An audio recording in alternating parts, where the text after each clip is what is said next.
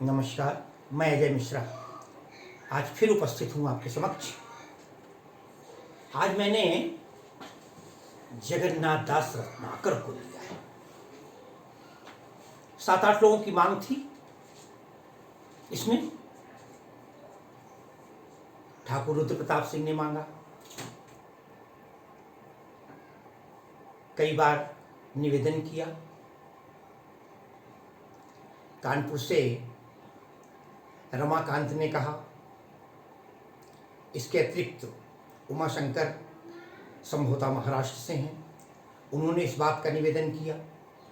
रुपेश भाटी नोएडा से हैं, उन्होंने इस छंद की मांग की। लीजिए, प्रस्तुत है आज के लिए जगन्नाथ दास रत्नाकर द्वारा रचित छंद। मैं पहले पढ़ूंगा, फिर उसके पीछे बताता हूं आपको।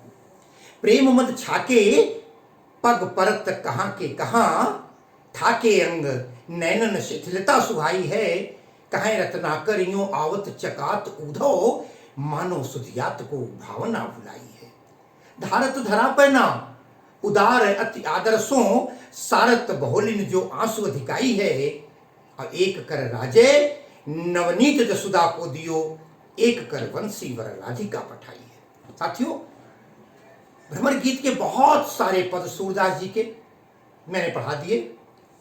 उद्धव का आगमन होता है इस छंद में। अब उद्धव वापस जा रहे हैं। एक मुहावरा या लोकोक्ति कही जाती है हमारे यहां, आए थे हरिभजन को ओटन लगे कपास। कहने का आशय ये, किसी को आए पढ़ाने, स्वयं पढ़ के चले गए। पता है, उद्धव आए थे निराकार का उपदेश देने, ज्ञान का उपदेश देने, प्रेम को हटाने, सगुण धारा को हटाने, कृष्ण की पूजा मना करने और स्वयं कृष्ण के रंग में सराबोर होकर डूबकर भक्ति में। और यहीं पर ज्ञान पर प्रेम की विजय हो जाती है। उद्धव जा रहे हैं और जाते समय उनकी स्थिति क्या है। बड़ा सुंदर छंद है। कुछ लोग इसे घनाक्षरी मान लेते हैं, कुछ कवित्व मान लेते हैं, कुछ मनहरण सवैया कहते हैं। क्योंकि मनहरण सवैया में भी मैंने बताया था 8-8 3 बार और 7 1 बार, 31 वर्ण होने चाहिए। गिन लेंगे आप, एक चरण मिल जाएंगे। आज इस छंद को ध्यान दें। व्याख्या के लिए जा रहे हैं वापस। उद्धव रथ लेकर आए थे, लेकिन रथ पर नहीं बैठे। रथ पर वो सारा सामान लाद दिया जो विभिन्न लोगों ने नाना प्रकार की वस्तुएं उपहार स्वरूप दी थी, कुछ कृष्ण को, कुछ जाते समय उद्धव को। वो सब लदी हुई है रथ पर। स्वयं पैदल चल रहे हैं और पैदल भी जानते कैसे? प्रेम मद छाके। प्रेम मद छाके, प्रेम मद छाके का मतलब प्रेम के मद में, मद कहते नशे को। प्रेम मद छाके पग परत कहां के कहां। बढ़िया रूप बांधा है। एक मदिरा पिए हुए, एक नशे में मस्त व्यक्ति कैसे चलता है आप देखेंगे। प्रेम शब्द से शुरुआत है, क्योंकि यहां ज्ञान समाप्त हो गया है और प्रेम हावी हो गया है ज्ञान पर। प्रेम मद छाके, मद, मद कहते हैं नशे को, मदिरा को। कोई भी नशा हो, मद है। लोग धन के मद में बावले हो जाते हैं। प्रेम रूपी नशा, प्रेम मद छाके। रत्नाकर कहते हैं, अरे प्रेम के मद में, प्रेम के नशे में खाली थोड़ा बहुत नहीं पिया प्रेम का, प्रेम थोड़ा उनके ऊपर नहीं चढ़ा, छाके, छक गए हैं। प्रेम के नशे में छक गए। छकने का मतलब होता है साथियों, 1 कप चाय, 2 कप चाय, और अगर आप 20 कप चाय पी जाएंगे छक जाना होगा, कोई पिएगा ही नहीं, है ना। कभी कभी खाना खाते हैं ना, 2 रोटियां खाई, 3 रोटी खाई, चाय, कहना तो पूरी तरह छक गए, पूरी तरह तृप्त हो जाना। अरे भैया, प्रेम के नशे में उद्धव सराबोर हो गए हैं, डूब गए। प्रेम मद छाके, प्रेम के मद में छक गए। अब नशा ज्यादा हो जाए तो स्थिति क्या होती है? प्रेम मद छाके, अरे पग परत कहां के कहां। क्या सुंदर वर्णन है। एक नशा जिस व्यक्ति में होता है वो लड़खड़ाते हैं पैर। यहां उद्धव के पैर भी लड़खड़ा रहे हैं। पग परत कहां के कहां, कहां पढ़ने चाहिए, कहां पढ़ रहे हैं। लगता है गिर जाएंगे, लगता है संभल नहीं पाएंगे, लगता है कहां आगे चले जाएंगे।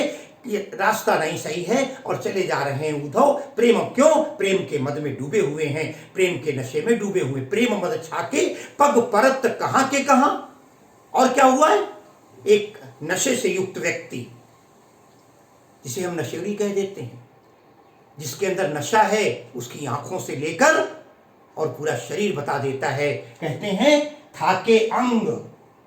ध्यान रखिएगा, नशे वाला व्यक्ति हल्का नशा पिए हुए है, जब तक नशा उसके नियंत्रण में है तब तक तो ये मान के चलिए वो बड़ी तेजी से काम करेगा, लेकिन जब छक जाएगा तो फिर स्थिति डावाडोल होने लगेगी। हुआ क्या? थाके अंग। अरे उनके अंग थके हुए से लग रहे हैं।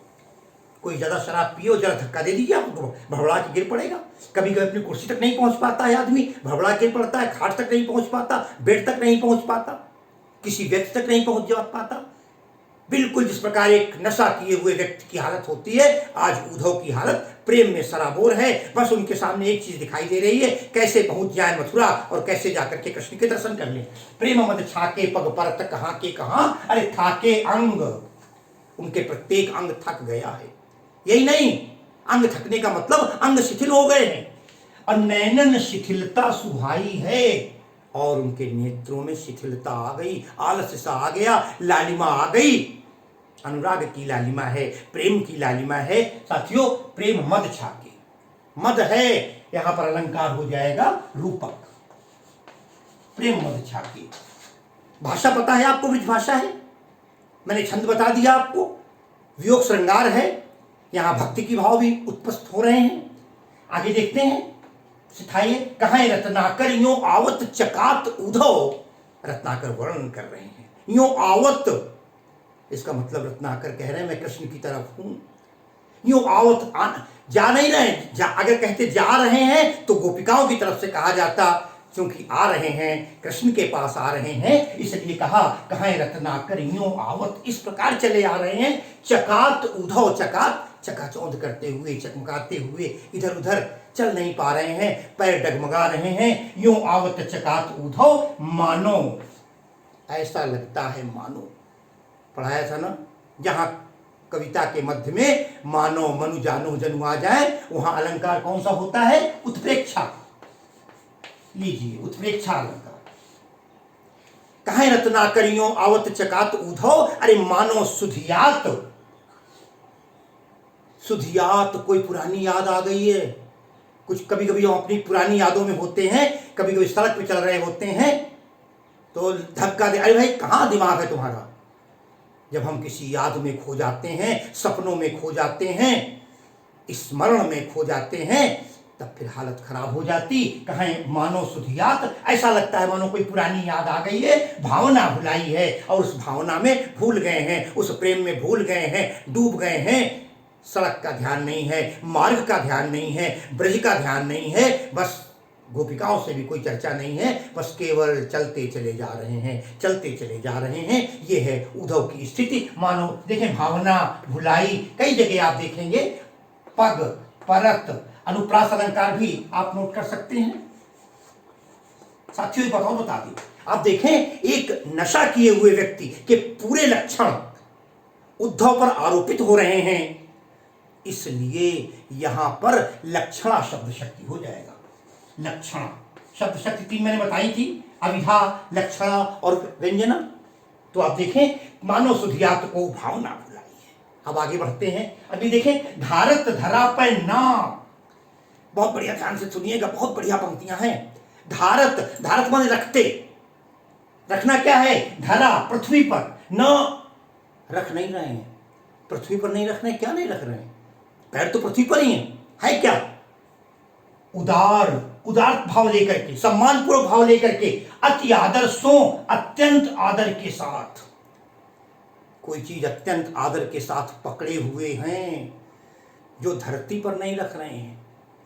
क्योंकि मैंने बता दिया आपको, सारा सामान तो लदा हुआ है उनके रथ पर, जिस रथ से आए थे, कृष्ण का रथ था।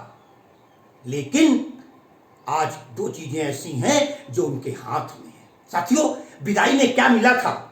रत्नाकर ने ही एक वर्णन में लिखा है, धाई जितते, बड़ा अच्छा इसी पद से जुड़ता हुआ है, क्योंकि समझ में तभी बढ़िया आएगा। धाई जितते धाई, दौड़ दौड़ के आई गोपिकाएं, उद्धव जा रहे हैं, लड़ाई झगड़ा भी कर लिया, लेकिन अतिथि देवो भव, हमारा सम्मान है, आने वाले का हम सम्मान करते हैं। धाई जितते विदाई हेतु उद्धव की, उद्धव को विदा करने के लिए सबकी सब गोपिकाएं आई। धाई जितते विदाई हेतु उद्धव की, कैसे आई? अरे गोपी भरी आरती, आर्त भरी हुई, दुख से भरी हुई गोपिकाएं आई। संभारत न सासुरी, अपनी सांस भी नहीं संभाल रही थी। जब सुना उद्धव जा रहे हैं, भागती हुई चली आ रही हैं, जब हम भागते हुए आते हैं तो हमारी सांस फूलने लगती है। धाई जितते विदाई है तो उद्धव की, अरे गोपी भरी आरती, संभारत न सासुरी, कहें रत्नाकर। अब देखिए दे क्या रही हैं गोपिकाओं को, क्या क्या दिया गया। एक लंबी लिस्ट थी, रत्नाकर ने उस सारी लंबी लिस्ट को जनरल लिस्ट बना दिया। कहते हैं कहें रत्नाकर मयूर पक्ष को लिए, किसी ने मोर का पंख ले रखा है, कृष्ण का प्रिय है। कहें रत्नाकर मयूर पक्ष को लिए, को गुंज अंजुली, वो जो गुंज की माला पहनते थे उसके अंजुली में फूल लेकर के आ गई हैं। को गुंज अंजुली, उमा है प्रेम आंसुरी, को तो आंसू बहाती हुई चली आ रही है, केवल कुछ भी लेकर नहीं आई है। कहें रत्नाकर मयूर पक्ष को लिए, को गुंज अंजुली, उमा है प्रेम आंसुरी। और तमाम लोगों ने अपना दिया, मगर आपको पता है अंत में क्या दिया? पीतपट नंद, बाबा नंद बाबा ने पीतांबर दे दिया। पिता को अपने बच्चे के कपड़ों की चिंता होती है, भारतीय संस्कृति देखिए। पीतपट नंद, नंद बाबा ने पीतांबर दिया। जसुमति नवनीत नयो, माँ को बच्चे के पेट की चिंता होती है, माँ यशोदा ने नवनीत नयो, नवनीत मक्खन, नयो, नयो का मतलब ऐसा नहीं मेड इन इंडिया या आज का बना हुआ, नयो का मतलब यहां पर ताजा है। नवनीत नयो, माँ यशोदा ने ताजा ताजा मक्खन निकाल करके, जो उनको बड़ा प्रिय था, कहा करते थे अरे पुनि पुनि दूध काचो दूध पियावत, पची पची देत न माखन रोटी, आज माँ यशोदा मक्खन भेज रही है। पीतपट नंद, जसुमति नवनीत नयो, और कीरति कुमारी, कीरति कुमारी राधिका जी को कहा जाता है कीर्ति कुमारी, कीरति कुमारी सुरबारी दई बांसुरी, देवताओं पर न्यौछावर होने वाली वो बांसुरी भेज दी, ये ले लो, ओंठों पर इसी को लगाना, कहीं भटक न जाना। ये 3 गिफ्ट थे, मगर रत्ना उन्होंने क्या किया? पीतांबर भी, पिता का वो वस्त्र भी रख दिया रथ पर। केवल 2 चीजें, एक हाथ में उनके राधा का दिया हुआ बांसुरी थी राधा की दी हुई, और दूसरे हाथ में माँ का दिया हुआ वो मक्खन था। देख लिया, स्पष्ट कर देता हूं। एक कर राजे, स्पष्ट इस तरह समझाने के लिए, एक कर राजे, एक हाथ में विराजमान है क्या? नवनीत जसुदा को दियो, नवनीत मक्खन, जो माँ यशोदा ने मक्खन दिया उनके एक हाथ में है। सब कल्पना कीजिए, मक्खन भी एक हाथ में लिए हुए जिस पात्र में होगा, और लड़खड़ा कर चल रहे हैं, कितना संभाल रहे होंगे कृष्ण का, वो माँ का और प्रेमिका का, दोनों का ही, अपनी आराध्या का, अपनी आदि शक्ति का।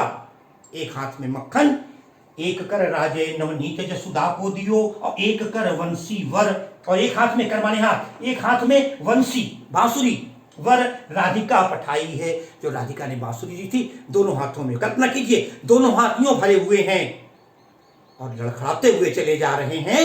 इतना ही नहीं, धारत धरा पे न, अब आ रही बात, धरती पर रखते नहीं है क्या?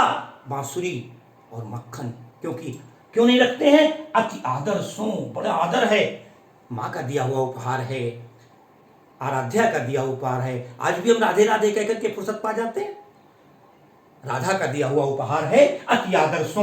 अब देखें, आंसू बह रहे हैं प्रेम के कारण, रो रहे हैं।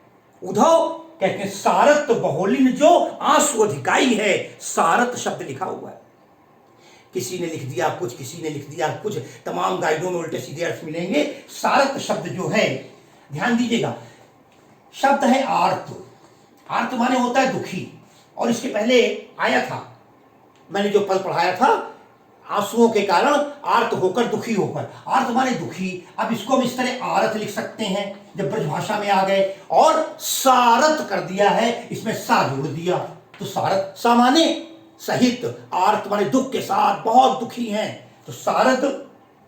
इसलिए जब दुख के कारण आंसू बह रहे हैं, अरे बहोलिन, जो बहोलिन, साथियों बड़ा कल्पना है, स्वयं देखें, इसी कहते हैं रेखा चित्र। कविता पढ़ते जा रहे हैं, यूं दोनों हाथ हैं, लड़खड़ाते हुए चले जा रहे हैं, आंसू आ रहे हैं।